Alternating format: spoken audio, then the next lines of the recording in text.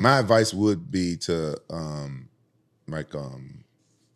after you retire or after you retire, just full fledged, full step ahead into acting. Because you're a great actor. Like when we did that movie, you was a natural.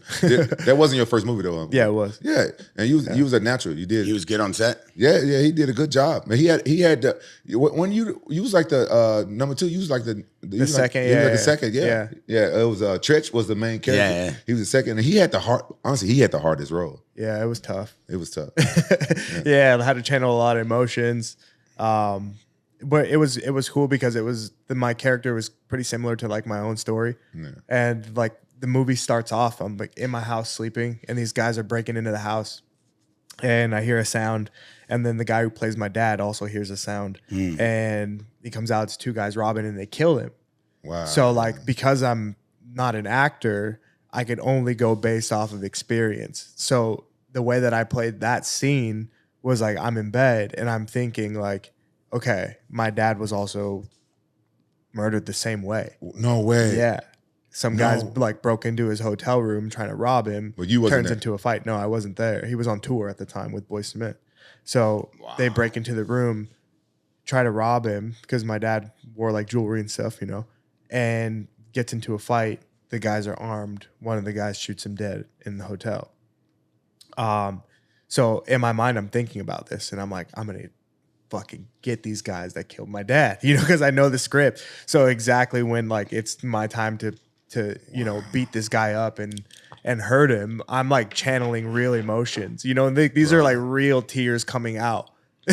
Bro, they tell you in acting to use it. Yeah. Bro, I don't know if I could have dealt with something like that was so real for me. Yeah. I don't know how did you cope? How did you deal with that, bro? I mean, I dealt with it on set, right? Like that's one thing, like a few things I learned about myself on set was I knew the lines that were coming up and I just liked being in my trailer practicing my lines because it was almost therapeutic. Like I got to go through certain things, there was a prison scene and I have a cousin who's close to me who's in prison and who will be in prison for a long time. And so when I was in a real prison cell with my lines, I'm just sitting in there thinking about my cousin. And I'm like, what does he feel like right now? What do all of the prisoners feel like right now being locked in this room with just a toilet? And I try to channel those real emotions like, damn, this sucks.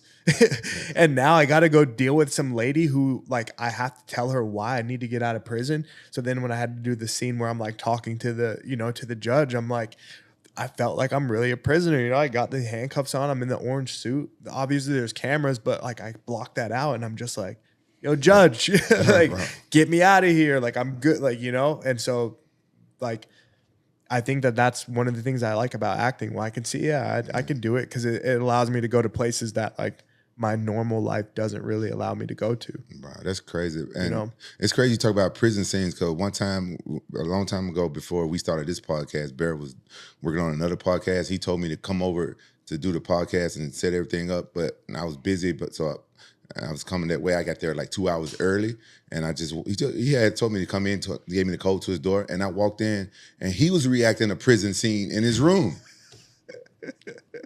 I was like, "Excuse me, I'm here." Yeah, I like how you inserted that joke. Thank you. Hey, you're getting funnier. Yeah, thank you. You're getting very funny. Thank you. But I really wanted to say something else, but I had to give him back. Yeah, that was a good one. No, that was good. A really and good I can't one. mess with you now that you're not wearing the glasses because you look tough again. No, I had to, bro. I'm gonna tell you this.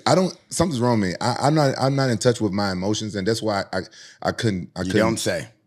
That's why I couldn't like channel that stuff like that. But when you told me that, I'm kind of ashamed to say this. When you told me that opening scene, because I didn't watch the fucking movie. Yeah, I don't watch it. Of course not. You didn't even read the script. I didn't read that You script. just showed up. I didn't read that script. I know either. you didn't read the script. Yeah. I can tell. I'm like, this guy doesn't even know. I my first encounter with Rampage. I'm like, this guy doesn't even know the fucking movie we're on. I didn't read the script.